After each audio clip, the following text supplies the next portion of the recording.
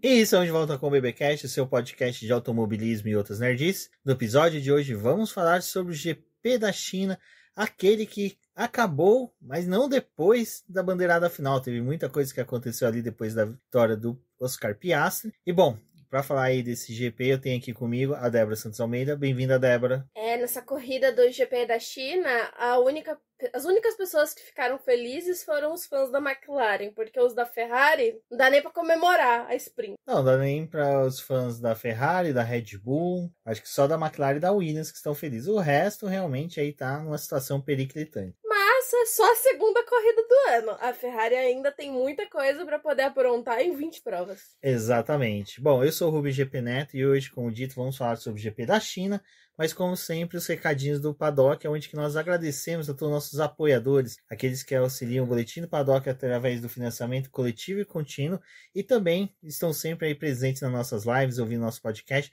Nosso muito obrigado a todos e agradecer por permanecer com a gente na temporada 2025, torcendo para que até o final do ano a gente chegue sãs de bem com a vida. Muito obrigada a todo mundo que ao longo da Semana do Consumidor usou os nossos links, principalmente o da Amazon. Foi muito legal e ajudou a gente na manutenção do projeto. E lembrando vocês que sempre que forem fazer qualquer tipo de compra na Amazon, seja de produtos de limpeza, pessoais, o que for, escritório, é só clicar no nosso que você vai ser redirecionado ou para o aplicativo ou para o site, dependendo do dispositivo que você estiver utilizando. E ao fazer isso e finalizar as suas compras, recebe uma comissão. Nenhum valor é acrescentado na sua compra, mas ajuda bastante a gente aqui. Então, nessas semanas de promoção ou utilizando o cupom, não deixe de usar o nosso link, está sempre disponível aqui no nosso quadro de recados do podcast, ou lá no YouTube, no nosso grupo também do WhatsApp, mas se vocês precisarem e tiverem com dúvida, é só chamar a gente, nós também enviamos para vocês. Exatamente, fiquem sempre atentos nas nossas redes sociais, pois toda vez que a gente tiver uma promoção, algo incrível em alguma dessas lojas online, a gente compartilha com vocês o link, que é bem legal, que a gente tem encontrado aí bastante coisa que o pessoal tem curtido comprar. Essa semana o pessoal ficou maluco com os Legos, né? Porque os Legos estavam extremamente baratos. Deu pra poder conseguir algumas coisas aí bem legais.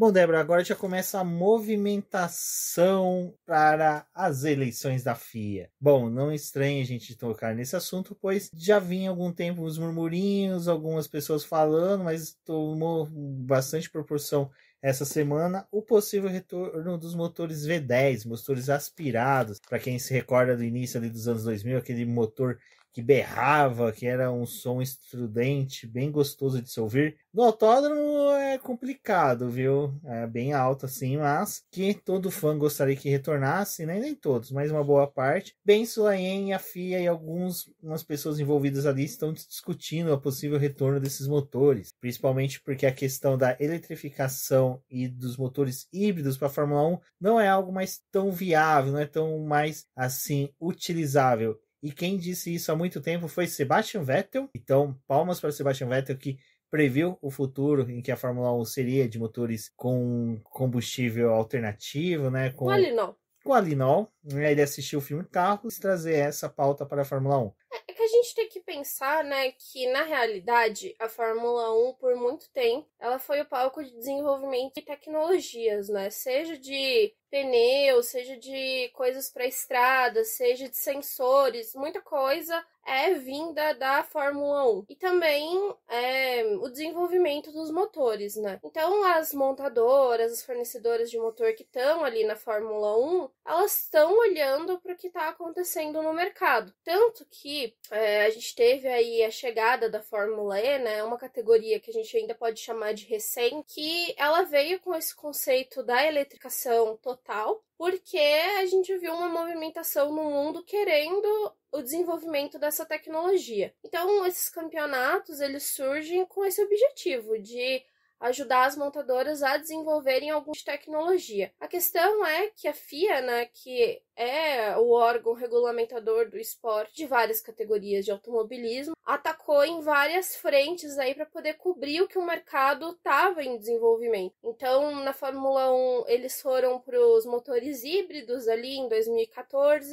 A Fórmula E veio com os motores feitos, né, por baterias e tudo mais. E na WEC ainda é um motor híbrido, mas tem aquela discussão de se a categoria vai ir para os motores movidos a hidrogênio. Então, é uma forma da federação conseguir atingir todos os âmbitos aí, mas tem que ver o que está acontecendo no mercado, né? A gente já viu que por algum tempo a Europa quis se dedicar aos motores elétricos, então ali na Fórmula E a gente teve BMW, Jaguar, Mercedes, Audi, todo mundo ali tentando ver o que estava acontecendo nesse mercado e tentando desenvolver o powertrain, né? Na Fórmula 1, eles tinham que trabalhar com essa tecnologia híbrida e com motor a combustão. Então, algumas montadoras, né, que nem a Mercedes, estavam na Fórmula E e também na Fórmula 1, mas olhando aí para o cenário da Europa que começou a mudar, decidiram sair da categoria, né? Então a Mercedes ficou só na Fórmula 1. E o que está acontecendo na Europa hoje, que antes eles queriam mudar toda a frota de carros deles para carros elétricos. Só que tem um grande problema, os carros a combustão ia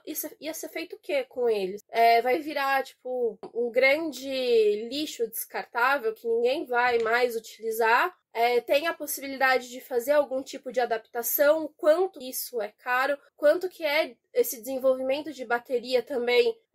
Tem uma discussão na Europa hoje da forma como a energia deles é feita, né?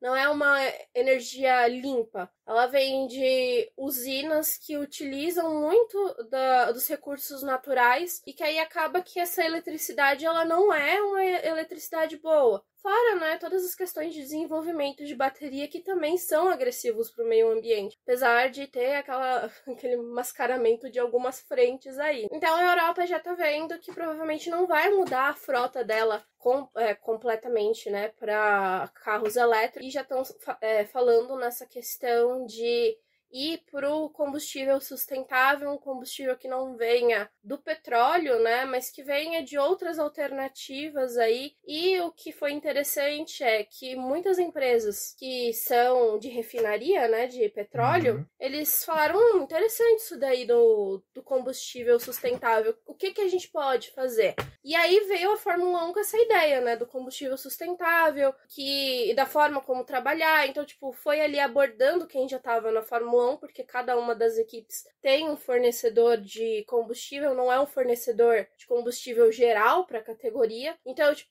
falou ali com a Shell, com a Petronas, com esse pessoal, vocês têm interesse em desenvolver um combustível sustentável? Pô, a gente tem. Então, para eles também, eles estão vendo essa alternativa de não trabalhar só com combustível vindo do petróleo. Eles estão vendo essas outras alternativas. Diga-se de passagem, é bem interessante esse ponto de grandes petrolíferas estarem atuando, querendo participar de novo da Fórmula 1 com uma insistência maior. E vou além, que a Petrobras vá para a Fórmula 1 e leve Drogovic para Cadillac. Esse é meu sonho. Quem sabe lá, o etanol brasileiro nos carros da Cadillac seria perfeito. Quem nunca andou no Celtinha gasolina? Mas eu sou a favor do retorno dos V8. É uma coisa que a gente já falou há muito tempo no BP, até mesmo quando a gente tocava no assunto. Essa eletrificação, essa parte de motores híbridos que veio com o Jean Todt, que defendeu isso, eu nunca fui fã porque o principal, né, Débora? Os carros vão ser reduzidos no tamanho, o que vai fazer com que tenha mais disputa nas pistas. Vai ter a Mônaco, por exemplo, vai ser uma corrida também sensacional, que a gente não vai ter mais aquele engarrafamento de caminhão que é hoje em dia. Reduzir os carros completamente é muito difícil por causa dos não vai retornar aos carros de 2008 de segurança, não mas tem volta como. A um tamanho menor. O que veio aí dessa ideia do V10 foi, primeiro, o Domenicali, uns meses atrás, já tinha falado que seria muito interessante se a Fórmula 1 investisse novamente nos motores V10. E agora o Ben Sulayem voltou a falar sobre esse assunto, até criaram um departamento aí para poder... Departamento dos V10. dos V10. Um departamento de trabalho, que não estavam trabalhando até agora, para poder ver essa questão. Porque o que é falado, né, é que é um motor que é mais leve, mais fácil das fornecedoras de motor conseguirem trabalhar, e esse desenvolvimento levaria menos tempo, porque você já tem uma ideia aí do que fazer. A parte híbrida é muito cara na Fórmula 1, então acabaria reduzindo os custos, né? E aí também tem uma questão de a Fórmula 1 em si tentar se amparar para poder não ter tantos problemas. O que acontece? Se as fornecedoras de motor derem para trás aí, em algum momento começarem a sair da categoria, porque a Fórmula E sofreu disso pouco tempo atrás, né? Tipo, uma galera saindo de uma vez, e aí você tem que correr atrás de outros fornecedores e de gente que queira trabalhar. Então, indo por esse lado do V10, se as principais montadoras decidissem abandonar o barco, a Fórmula 1 ainda teria empresa que ela ia entrar em contato e pedir o fornecimento dos motores para poder amparar todas as equipes grid, né? Porque todas as equipes precisam ter motor para poder correr. E principalmente, vamos lá, né? A gente já teve relatos que a Ford não estava conseguindo fazer o motor tão bem, tão veloz, que até estava gerando preocupação pro Verstappen. A Ferrari também, que estão falando, não tá indo no melhor caminho. Né, seria um Ford versus Ferrari de grid. Muito bom, bem animador, viu?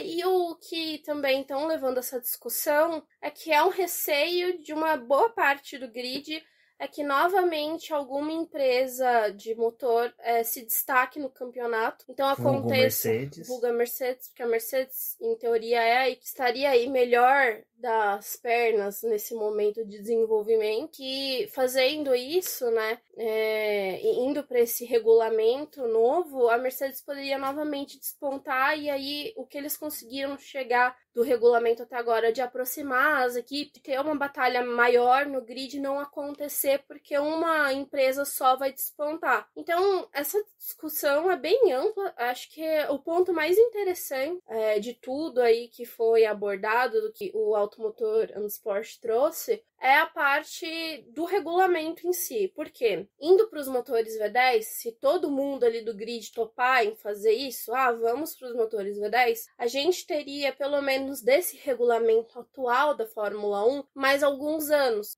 A Fórmula 1 poderia ir até pelo menos 2028 com esse regulamento. Então, a gente ainda ia ter, carros extremamente competitivos, ia ter esse motor que todo mundo já conhece, que tá aí congelado já há bastante tempo, mas tá funcionando, né? Tem uma galera que tem umas quebras aí, tipo Alpine, mas o restante tá conseguindo caminhar bem das pernas e tá tendo uma boa batalha. Então esse regulamento iria até 2008, porque o que a gente precisa também dizer é o regulamento de motor, se ele trocar, não é só o regulamento de motor que vai mudar para 2020. Vai mudar o regulamento aerodinâmico. E aí, né, tem aquele negócio lá de 2 DRS no carro, uns negócios assim meio absurdo. A FIA e as equipes não estão conseguindo se entender. Então a gente já tá, campeonato em desenvolvimento, 2026 batendo na porta. O pessoal ainda tá discutindo o que faz com o regulamento, porque as equipes não querem ceder em questão de peso do carro, e a Fórmula 1 quer muito reduzir o carro e reduzir o peso. Então, assim, é uma coisa que vai levar umas conversas aí pelas próximas semanas. Bom, eu, sincero, torço pro retorno dos V10, que 2028 venha com os V10, o Ford, Cadillac conseguindo entregar um motor com fabricação própria V10, quem sabe aí até a entrada de mais uma equipe, aí começa a alucinação legal do fã do automobilismo. Tem uma coisa, né, que é bem legal disso daí, porque a gente teria uma competição diferente, mas aí vem toda aquela discussão no lado B, de primeiro que o Ben Sulayem tá tentando a reeleição, então os V10 seria uma cartada muito boa para ele conseguir a reeleição.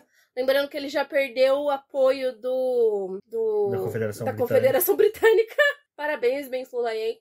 Então, essa discussão é interessante. Só que estão falando do benefício dessa movimentação aí, ajudar muito a Cadillac. E aí ferrar um pouco com a entrada da Audi na Fórmula 1, porque a Audi concordou com o que estava sendo discutido para esse atual regulamento de 2026.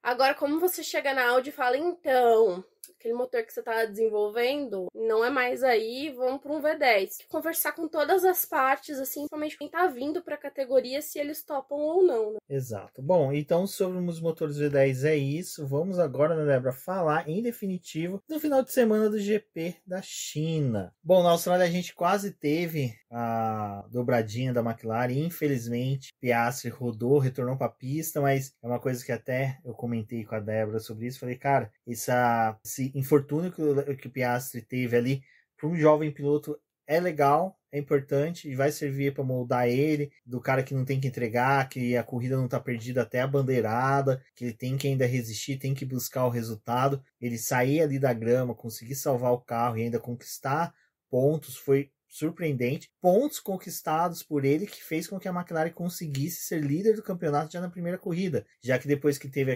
todas aquelas punições ali do Antonelli que foi e voltou, a Mercedes havia empatado com a McLaren em pontos, mas a McLaren ficou à frente por ter a vitória.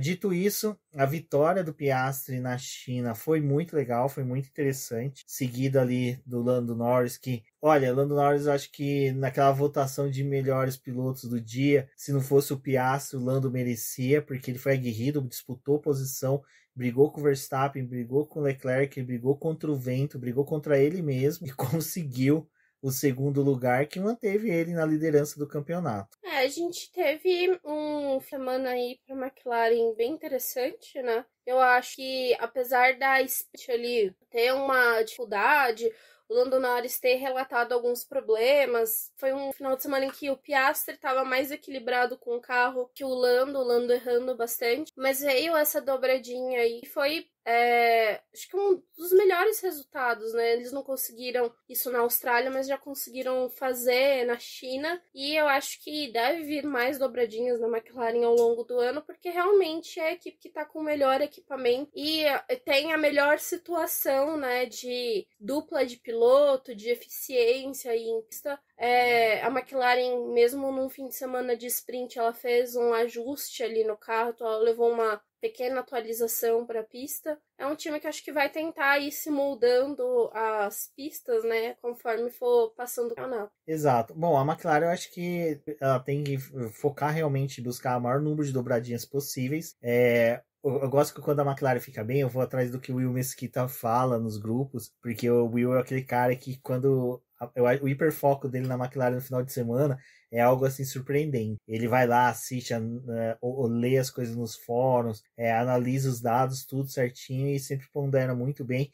E é uma coisa que ele falou, as dobradinhas para a McLaren vai ser importantíssimo para a disputa do Mundial de Construtor e do Mundial de Pilotos. Mesmo que ficar nessa disputa de dobradinha entre Lando Norris e Piastri, a McLaren ainda vai ficar sossegada por um bom tempo, assim, nossos pilotos estão conseguindo pontuar.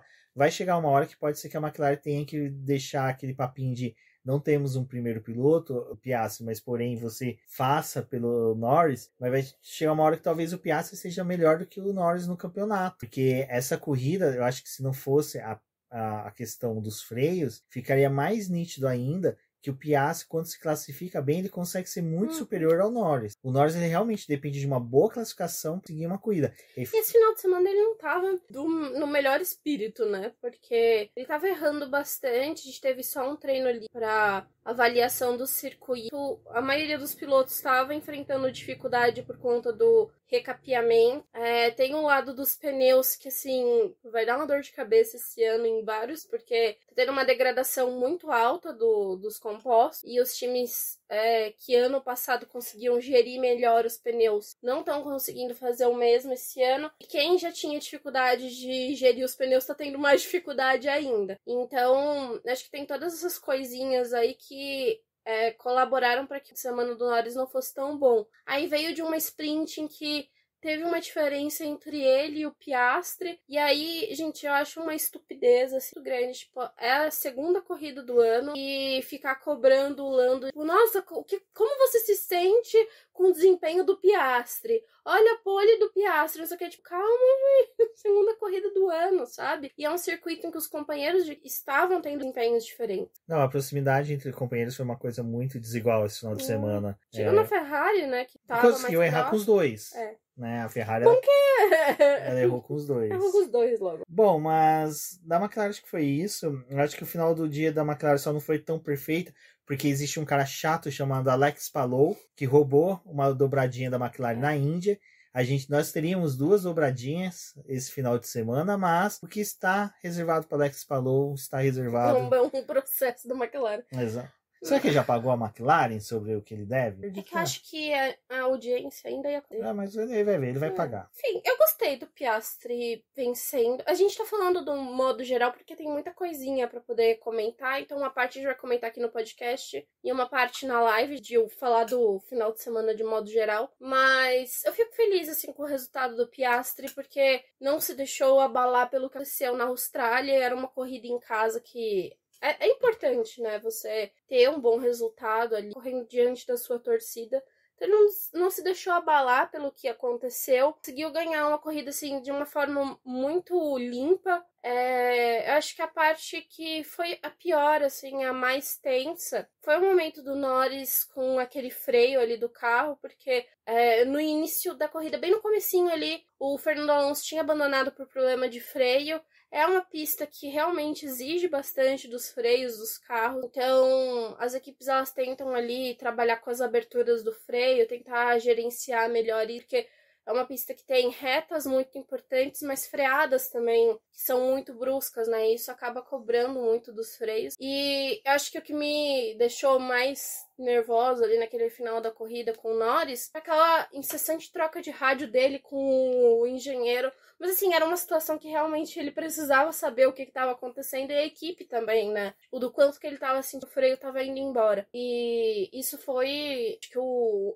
mais difícil ali de aguentar aquelas últimas voltas, porque o Norris, ele estava avançando para cima do Piastri e depois ele começou a perder performance. E a grande questão era se o Russell ia chegar no Norris no final da corrida, né? Então, eles cruzaram a linha de chegada com uma diferença pequena. Se tivesse mais uma volta, provavelmente o Norris teria perdido o segundo lugar, né? Bom, e quem pode perder algo essa semana é o Liam Lawson, que já existem os burburinhos de que ele seria substituído pro GP do Japão pelo Tsunoda, e agora vai, gente, meu disclaimer. Eu falei que eu queria o Tsunoda no Japão, mas no lugar do Verstappen, porque o Verstappen tem tomado punição por xingar, por ser mal criado, entre outras coisas, até licença paternidade, no caso. Porém, querer ele no lugar do Liam Lawson, não queria não. Queria só fazer uma frilinha ali no GP do Japão, depois voltar para o Racing Bulls. Mas, Liam Lawson parece que não tá entregando da forma que a Red Bull gostaria que ele entregasse. Né? Que novidade, né? Você jura? Agora que eu acho que eles criaram o departamento de performance, eles vão começar a exigir performance dos pilotos, né? Ficaram ali com 2 anos com o Pérez arrastando a bunda na areia, e agora querem cobrar do Liam Lawson em 2 GP. Não, é assim, eu vou ser sincero, eu acho que não deveria acontecer a substituição. Eu também acredito que isso daí está sendo muito mais um burburinho de paddock, algo que talvez tenha sido criado ali com alguma conversa interna de algum mecânico. Então, a origem, aparentemente, foi que a Autosport falou com alguém da Red Bull. Alguém, uma fonte aí. Um fã que tava saindo da Red Bull com a camiseta da Red Bull. E aí diz ele que falou assim, vai ter uma conversa aí sobre o que fazer com os pilotos. Depois até a Juliana Serrazoli postou lá no Twitter dela falando que segunda-feira, nessa segunda agora, que sai o podcast, parece que vai ter uma conversa interna aí da Red Bull com a galera, né, geral, pra poder ver o que faz. Aí depois o Christian Horner, porque assim...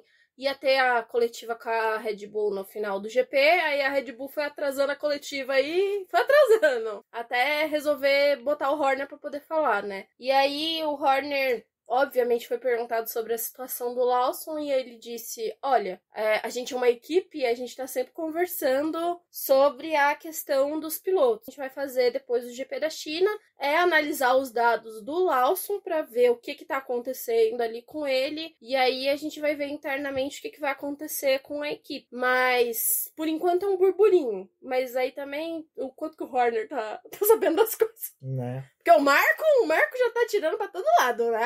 Agora, de repente, o Tsunoda é bem preparado mentalmente pra poder estar na Red Bull, mas até semana passada não era. Eu acho que, cara, primeiro, eu já vou falar uma coisa. Eu vi o pessoal falando, brincando sobre isso, mas eu não concordo. Em nenhum momento o desempenho do Liam Lawson tá inocentando o Pérez. Eu acho que o Pérez realmente deixou a desejar em muitos momentos, em muitos fatores. Por ser um piloto bem experiente, com mais de 10 anos de Fórmula 1, muitas coisas que ele fez e errou não eram para ter acontecido. O Liam Lawson praticamente, esse seria o ano de estreia dele. Tudo bem, ele tem ali somado que deve dar uns 7, 8 GPs no máximo, mas querer exigir dele um desempenho de um carro que a gente sempre pontuou, todo mundo que entende, acompanha, pontua muito bem, que é um carro feito por Verstappen, moldado à vontade do Verstappen. E o segundo piloto que se adapta.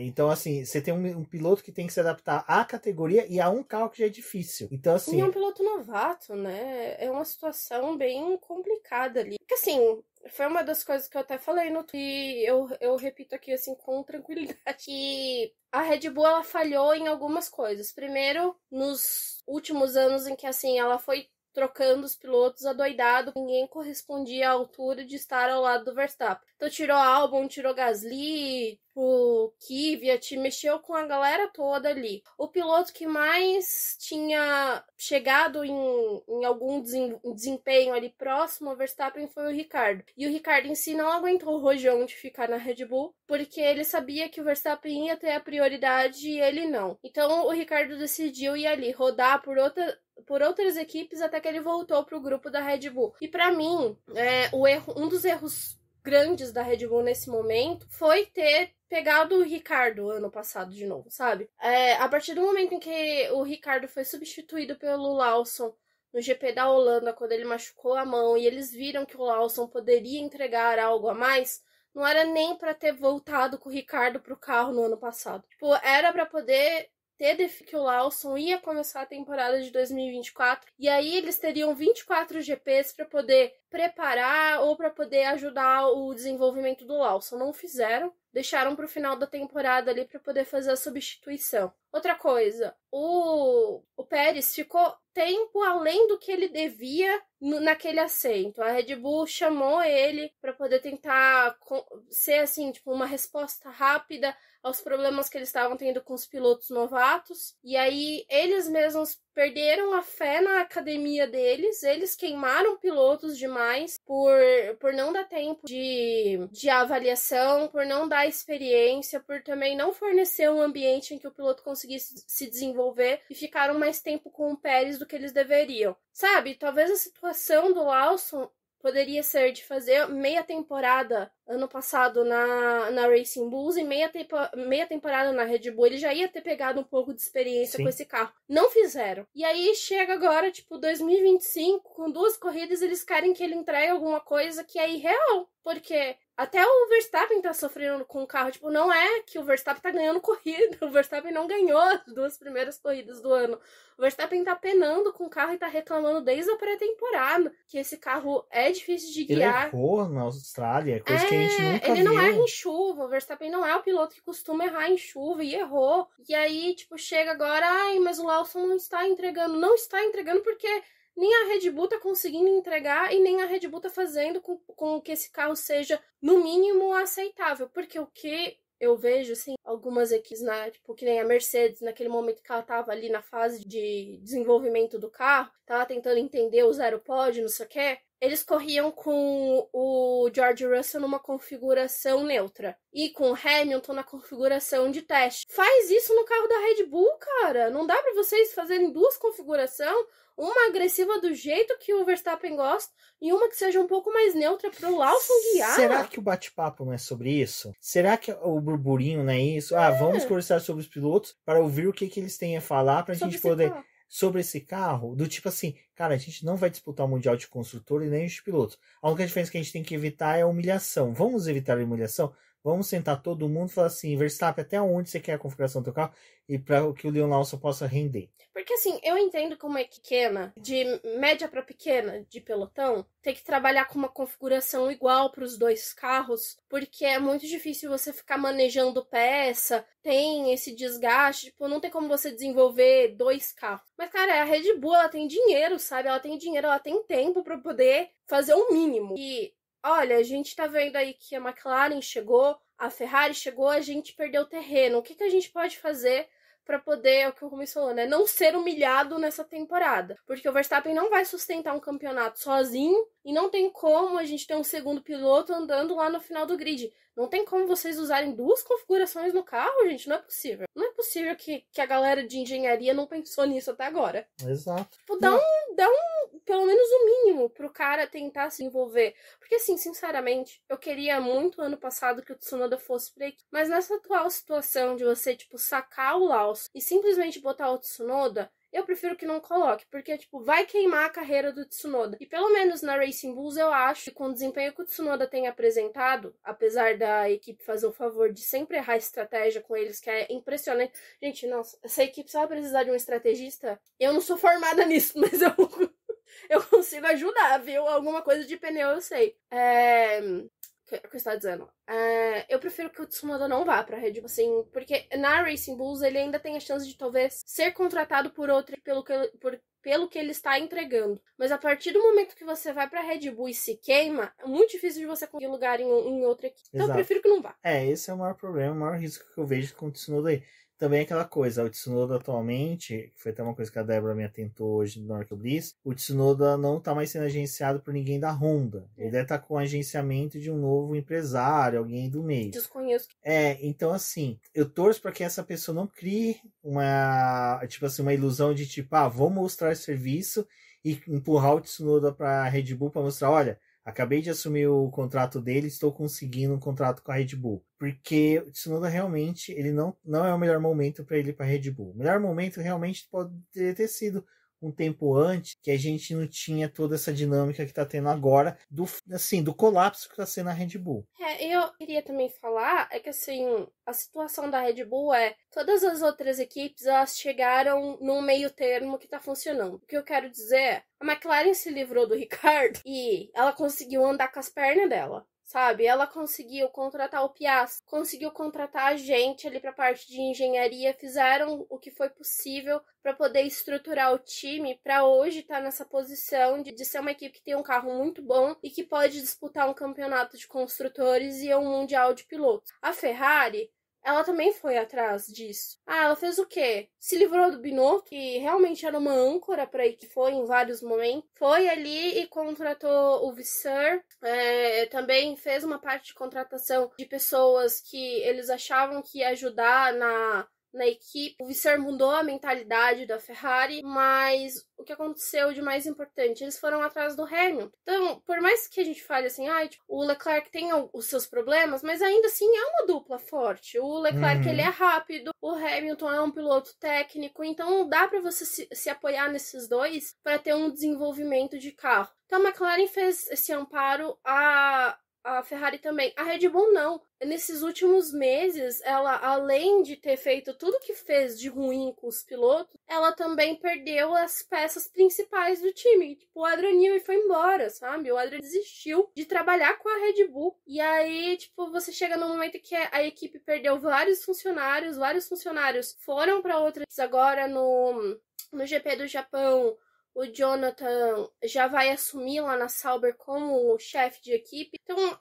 a Red Bull foi perdendo muita gente que era importante também para o seu gerenciamento. E aí fica o Horner e o Marco dentro da equipe brigando um com o outro. Nenhum dos dois resolve nada. E aí fica a equipe assim, a Deus dará. Aí a equipe só tem um piloto. E aí agora ela vai fazer o quê? Porque, beleza, não tá funcionando com o Lawson. Se pegar o Tsunoda e não funcionar, não deu certo, vai chamar quem agora nessa altura do campeonato? estão falando do Franco Colapinto. A Alpine vai abrir mão do Franco Colapinto para poder guiar na maior rival, sendo que a Alpine tá querendo em 2, 3 anos voltar a competir por campeonato. Ela vai dar o Franco Colapinto pra Red Bull? Não vai! O Doha não tá entregando a ponto da Alpine poder se livrar dele, né? Então a Alpine vai falar, não vai porque a gente tem outro bom piloto. Ah, nossa, a gente não tem um outro bom piloto porque a gente perdeu o Piastri. Perdeu o Piastri, perdeu o Joe. Cara, a academia de piloto na Fórmula 1 é um desastre, né? Porque as equipes, elas não sabem manejar, né? Elas também não olham pro futuro, assim. É ridículo. A única que consegue ainda, vou dizer que a única que realmente, assim, não tá numa situação ruim é a Ferrari. Ferrari não tá aí a McLaren, porque a McLaren também, ela não se compromete. Pode, é o Bortoleto. Mas, vai lá, vai pra Sauber. Pode ir. Vai pra Sauber. Se você um dia quiser voltar, você volta. Eles não estão... Não é tipo aquele programa que bate a porta na bunda do piloto e o piloto não quer voltar depois.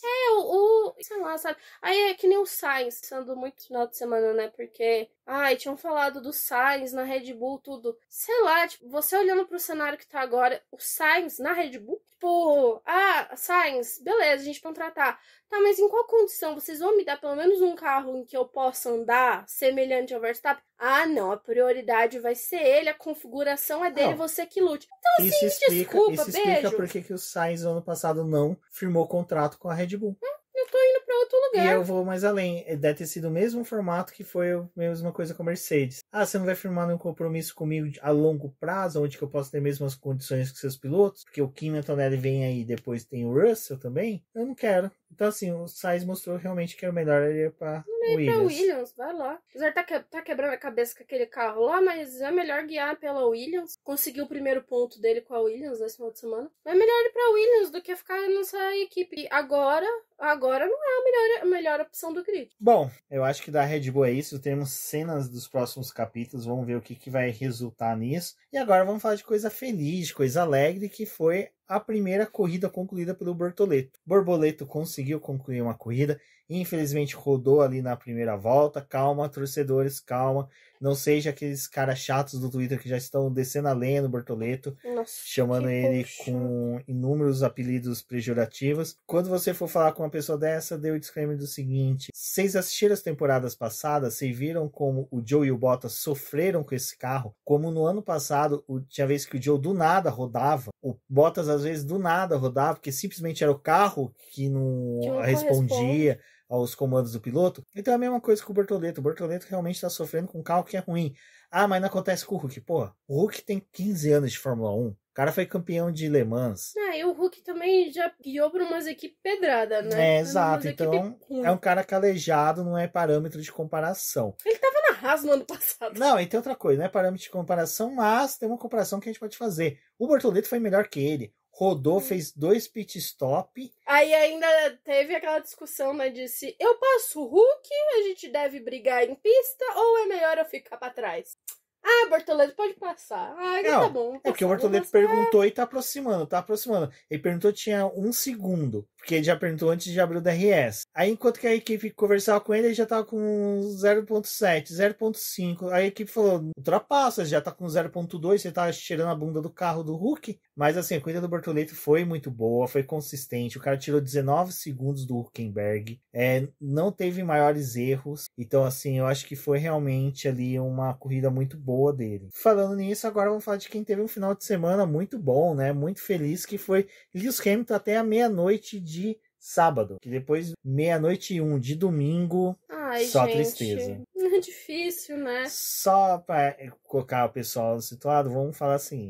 Quando terminou o GP ali da Austrália, a gente fez a live, fez o podcast, a gente pontuou muito bem que a gente ainda não sabia a real performance dos carros da Ferrari. A gente sabia que a McLaren estava muito bem, que a Red Bull e a Mercedes estavam ali entre elas brigando por posições, mas a Ferrari a gente não sabia, porque a Ferrari tinha errado muito feio na estratégia no GP da Austrália. Que na China a gente saberia, primeiro treino livre, que foi o único, beleza, tranquilo, a Ferrari estava ali junto com a McLaren, a gente começou a ver que estava com um bom carro. Todo mundo acorda na sexta-feira, Lewis Hamilton pole, aquela alegria, aquela festa, aquela fanfarra, todo mundo indo para as ruas, direta já, Lewis Hamilton é nosso herói, beleza. O pessoal depois falando, mas a Ferrari tem para poder estragar a corrida dele. Eu falei, gente, é uma sprint, não tem parada, não tem como a Ferrari estragar a corrida do Hamilton. Exatamente. É GP de Mônaco 2024, entendeu? Não tem como errar. Mas a Ferrari fez um excelente sprint ali, Lewis Hamilton, cara,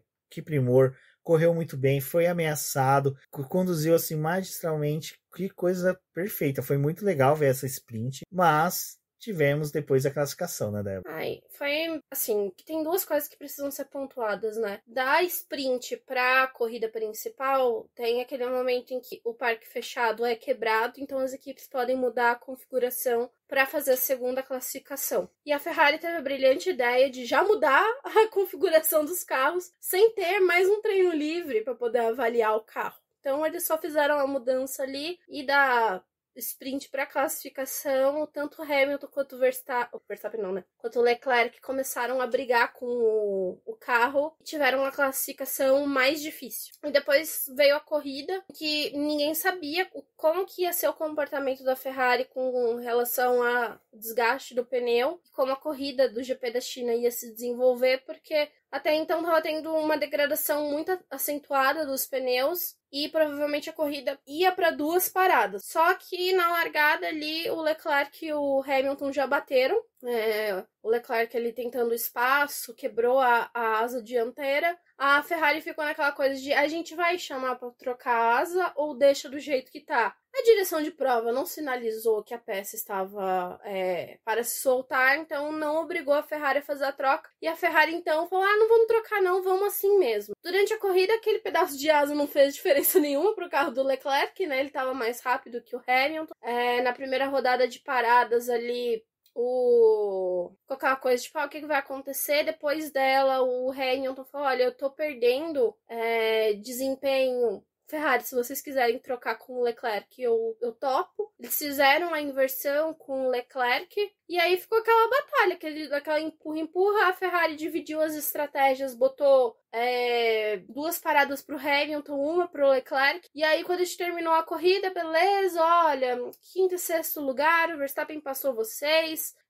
Era o melhor que a gente poderia fazer. E aí veio a desclassificação. Horas depois do encerramento da corrida, né? A FIA começou a soltar ali os documentos, os carros, depois do GP, todos passam pela pesagem e avaliação de algumas peças. Quando pesaram o carro da Ferrari, ele já estava ali no limite, né? No carro do Leclerc tinha só 800 quilos, e aí quando drenaram o combustível foi para 799, estava abaixo do regulamento, porque o mínimo de peso são os 800 quilos, e aí encaminharam esse documento para os comissários para que eles decidissem fazer. Só que não tem conversa, o carro está abaixo de qualquer parâmetro que é estabelecido pelo regulamento, a única coisa possível é a desclassificação. E o do Hamilton, o peso estava ok, mas a prancha, aquele skate, né, que tem embaixo do carro ali, tem os furos, né, e os furos tinham passado além, era 9 milímetros, e os 3 furos estavam, tipo, entre 8,5 e 8,6 milímetros, e aí teve também a desclassificação do carro do Hamilton. E, cara, foi um absurdo, assim, de ser com a Ferrari. Porque foi uma coisa que eu e o Rubens discutiu. O Russell teve um momento da corrida que ele falou, olha, acho que dá pra gente fazer uma parada só. E aí eu falei, é um pouco arriscado, porque pode acontecer um negócio do peso do carro. Fazer uma parada só numa pista em que tá tendo uma degradação acentuada dos pneus. Depois a Ferrari, quando ela soltou ali a notificação falando da desclassificação, ela realmente disse que no carro do Leclerc fez a falta ali um pouco de pneu por conta da degradação acentuada que teve. Então esse 1 quilo aí, um pouco da responsabilidade foi do pneu. E no carro do Hamilton, tá tendo toda essa discussão de o que afetou o carro do Hamilton. Gente, a Ferrari trocou a configuração dos carros, que já poderia afetar muito o desgaste da prancha, mas ele teve o toque com o Leclerc no começo da corrida que atingiu a asa traseira. E aí o pessoal falou, mas isso não afetou. O Hamilton falou que o carro estava completamente inguiável depois da batida ali. Quer dizer, não só depois da batida, né? Porque teve essa troca de configuração. Mas a traseira do carro estava muito ruim e, acho que somou um fator com o outro e teve o desgaste da prancha. E é uma pista que, se você olhar ela, né, o circuito como um todo, ele tem mudança de elevação. e os carros em alguns pontos estavam sim batendo as pranchas durante a semana, acabou afetando o Hamilton. Provavelmente a degradação maior aconteceu ali naquele momento que o carro estava mais pesado. E corre também que como teve recapeamento, né, da pista, as equipes não tinham parâmetro para poder saber como era dos anos passados, então tudo isso colaborou. Eu concordo com o Valese em que ele falou assim, cara, é a primeira vez em 75 anos que 2 carros da Ferrari são desclassificados, não vamos nos desesperar. Ferrari é isso mesmo, errou, vamos para a próxima corrida, focar no desempenho. Eu só quero que assim a Ferrari comece a ver que ela que realmente errou. Nesse ponto, eu acho que o Visser é muito consciente nesse ponto, porque os fãs já estão falando, o Russell tá indo pro pódio, segundo pódio do Russell, o Hamilton lá, tal. Cara, ninguém vê o contexto todo da saída da Mercedes, quer dizer, do Hamilton da Mercedes. Você tem comentarista da Fórmula 1 que tá lá comentando a corrida, que não sabe por que a Ângela deixou de ser a auxiliar ali, a funcionária, a fisioterapeuta do Lewis Hamilton, né? Então, assim, tem toda uma história por que o Hamilton saiu para ele estar na Ferrari. Ele mesmo falou, tá apaixonado pela Ferrari, tá gostando de estar pela Ferrari, eu só não quero que, como eu falei, eu sou McLarista, mas cara, ver o Hamilton na Ferrari, ver a vitória dele no sábado na sprint, é muito especial para quem é fã da Fórmula 1. A gente está vendo o maior piloto de todos os tempos que está se construindo para se tornar. Conseguir a primeira vitória dele numa sprint. Com a primeira vitória da Ferrari numa sprint. Foi um sábado maravilhoso para chegar no domingo os caras errar ridicularmente. Meu Deus, cara. O que é pior é que a Mercedes fazia isso. A Mercedes era dona de fazer isso com o Hamilton nas últimas 2 temporadas. E até vejo o pessoal falar, não, o Russell conseguiu superar o Hamilton. Porra, veja os feedbacks tanto da Mercedes como o Hamilton em todas as corridas dos anos passados. Ele falando que no sábado ele tinha um carro, quer dizer, na sexta tinha um carro, no sábado no TL3 ele tinha um carro, na hora que chegava na classificação era um carro totalmente diferente. Eu achei um absurdo ter mudado a configuração do carro. Tipo assim, era uma corrida mais longa. Mas, cara, o carro tava funcionando na sprint, se você parar pra pensar, a Ferrari errou no seguinte. Quantas voltas foi a sprint? 19 voltas. Era o momento da parada. Exato. Era exatamente as paradas. Então, se você viu que o pneu médio com 19 voltas não aguentou tão bem, você, peraí, com essa configuração, será que com 15 voltas eu consigo fazer uma parada? Que foi o que a maioria das pessoas estava fazendo. Antecipou a parada, conseguiu ver que o pneu duro ia render, ninguém ali estava querendo arriscar uma segunda troca. Então, tipo, se o pessoal mais atrás não tá fazendo a troca, não estimula o restante da frente a fazer. Então, tipo, você vai na tocada que o grid tá mostrando. Não vai fazer outra parada? Não vai. Ninguém vai ficar se atacando. E pra que foi fazer essa lambança, sabe? Não, e assim, eu vou ser sincero, pelo que o Hamilton fez de fazer uma parada a mais, conseguir ter criado um espaço dele pro Ocon, pra ele fazer a parada e voltar. E ele chegou no Leclerc no final da corrida. Exato. Né? Hipoteticamente, tivesse ficado naquela configuração que era boa do sábado, eu suspeito que a Ferrari teria conseguido talvez o P4-5 ou até mesmo o P3-P4. Talvez não teria ficado vulnerável ao Verstappen, né? Porque o carro do Verstappen não tá nem lá essas coisas e conseguiu passar as 2 Ferrari. E tinha um desempenho melhor. Eles perderam nisso, sabe? Não, e o Verstappen já tinha cantado a bola na sprint, que com 10 voltas o pneu dele já tinha acabado. Então você para e pensa, em 10 voltas a Red Bull acabou com o pneu. Então na corrida de amanhã, o Verstappen não vai poder exigir muito do carro. Então a gente é um carro a menos pra gente se preocupar. As McLaren a gente não vai alcançar. Nossa defesa é quem? O Russell. E o Verstappen ainda botou na cabeça da Ferrari, né? Porque aquele momento em que eles desgastaram ali mais o pneu, o Verstappen fez a corrida dele ali sozinho, de cara pro vento, até que uma hora ele chegou nas 2 Ferraris e ultrapassou os 2. Ele ganhou a posição dos 2 em pista. O Verstappen não ficou com o 4º lugar porque teve a desclassificação dos 2 carros. Ele foi 4º colocado porque ele cruzou a linha de chegada em 4º por besteira da Ferrari, sabe? Foi muito ruim o resultado. Acho que a desclassificação foi o pior resultado que eles poderiam ter, mas não é nem pela questão de perder ponto. É pelo tanto de coisa errada que eles conseguiram fazer em 24 horas com o carro. Exato. Eles conseguiram cagar na classificação, mudando a configuração, conseguiram estragar. Tipo, eu acho que o Hamilton não teria como disputar uma segunda pole no domingo, porque pro sábado, né? Ali, porque o pessoal, a McLaren, ela realmente ia mudar as coisas, eles iam para uma classificação mais agressiva, porque o desempenho dos adversários ia ser mais agressivo.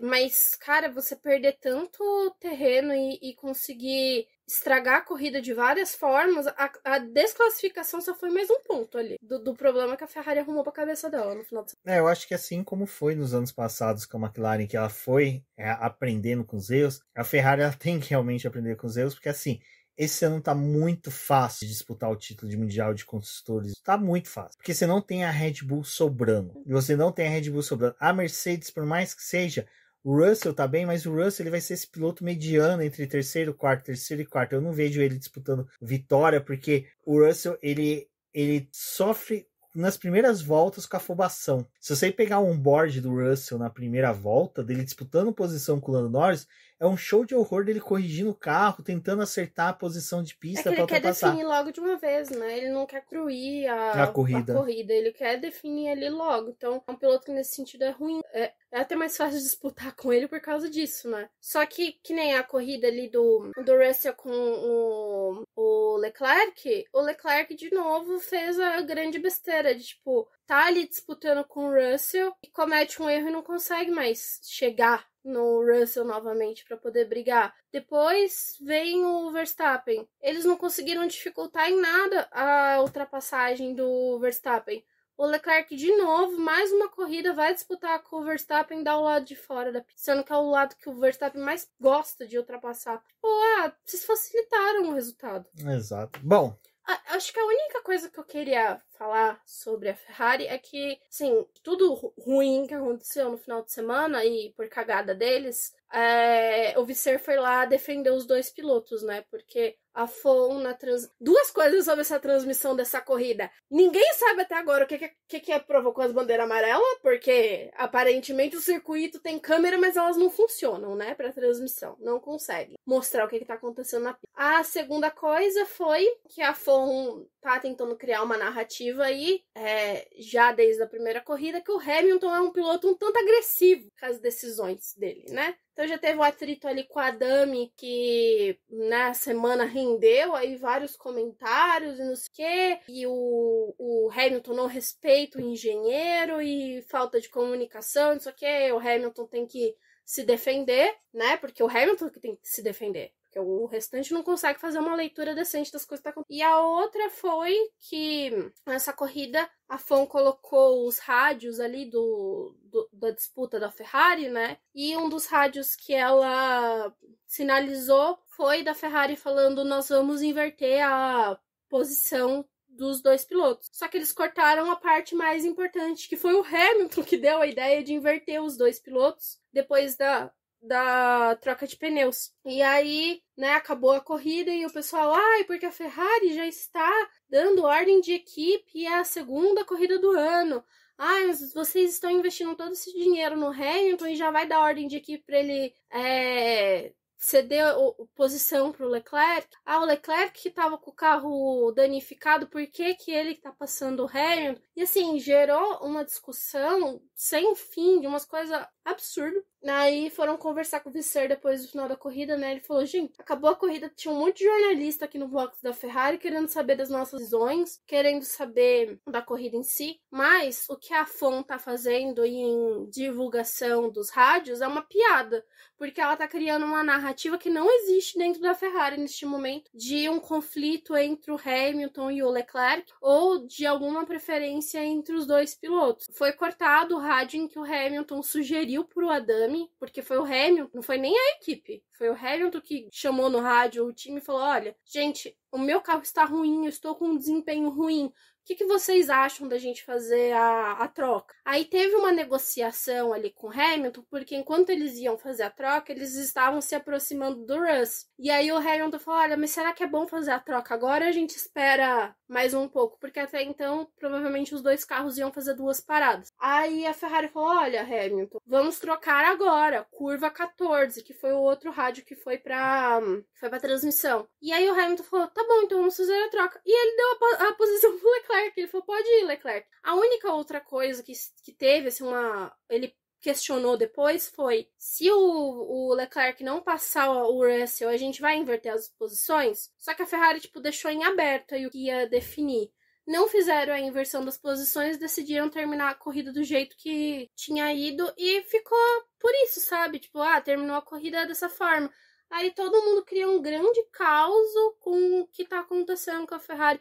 Aí o Visser, pelo menos, é uma pessoa assim que eu acho que tá sendo mais consciente do que foi o Toto Wolff em vários momentos dos últimos 2 anos, que ele falou, gente, não tem atrito entre os dois pilotos, a gente não tem ainda uma preferência, vocês estão criando uma narrativa que não existe, e o Hamilton que veio e falou, deu essa ideia pro time. A gente não estava pensando em fazer isso com o Hamilton, de pedir a inversão.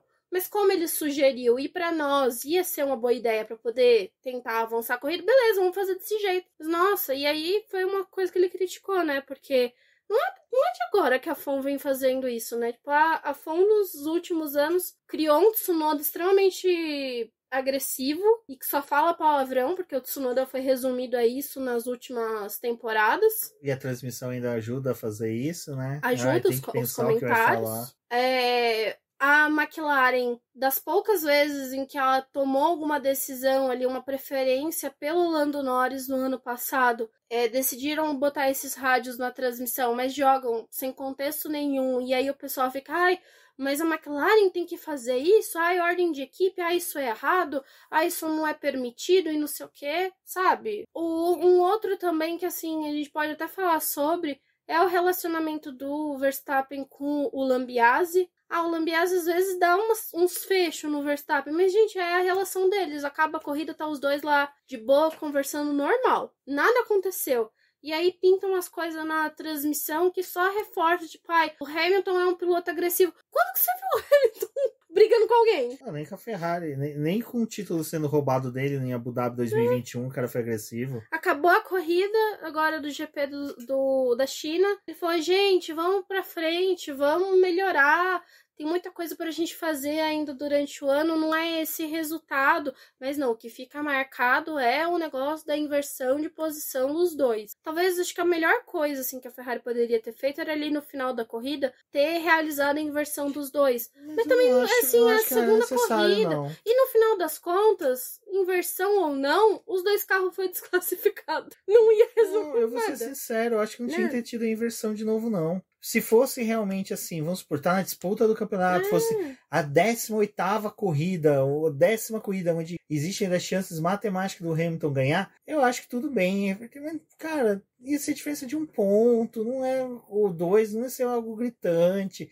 E aquela coisa, você ia dar brecha mais ainda para abrir o rádio e virar. Leclerc, já que você não ultrapassou o Russell, ou seja, expondo o Leclerc ao ridículo de não ter ultrapassado o Russell, devolva a posição pro Hamilton. Você não sabe que tava todo mundo errando. Não, e você não sabe como o Leclerc recebe essa notícia. Você imagina o Leclerc falar assim, não, como assim devolver? Né? Tipo, ele questionar, ia virar um circo muito maior. Então, termina. É mais fácil você lidar com uma pessoa que tem uma capacidade de compreensão melhor da corrida e do campeonato, como é o Lewis Hamilton, e falar para ele, Lewis Hamilton, a gente vai pensar sobre o assunto e deixar ele no vácuo, e ele percebe que eles não vão trocar, tá ok, perfeito. Tanto que o Visser falou, a gente acordou coisas antes da corrida começar. Os dois pilotos estavam cientes do que poderia acontecer na prova. Teve troca de estratégia durante a corrida. Eles mudaram o plano dos pilotos para poder terminar a prova. Sabe? É umas picuinhas que também enche o saco. Só que aí no final das contas, tá o pessoal querendo quebrar o pau com relação a isso, os dois carros foram desclassificados. Exato. No final das coisas, nenhuma dessas discussões é válida com os dois carros desclassificados. A Ferrari deixou o GP não zerada porque conseguiu 12 pontos na sprint, mas terminou a corrida zerada porque os dois carros foram desclassificados. Então, mesmo que o Verstappen, que o Leclerc e que o Hamilton estivessem num atrito na segunda corrida do ano, que não é o caso, os dois carros foram desclassificados. Importante lembrar. É isso, pessoal. Agradecer a todo mundo que ouviu o BBcast por aqui. Foi um momento de desabafo da Débora. Meu também, porque é o que eu falei, eu quero ver competição, quero ver disputa em pista. E teria sido muito legal ver as duas Ferraris disputando posição e várias coisas ali Mas foi uma corrida gostosa, eu gosto do GP da China, sempre gostei, eu vejo o pessoal criticando. A única coisa que realmente pra mim é ruim é o horário que consome e destrói nosso final de semana inteirinho. A gente não tem mais idade pra essas corridas de madrugada, 4 horas da manhã. Exato. Foi um momento de jovem pessoa, agora eu sou uma jovem senhora. Agora é menos corrida melhor e corridas de madrugada, se possível, não. Exato. Meu horário limite é 1 hora da manhã. Bom, pessoal, é isso. Agradecer a todo mundo que esteve aqui. Um forte abraço e até a próxima. Até a próxima.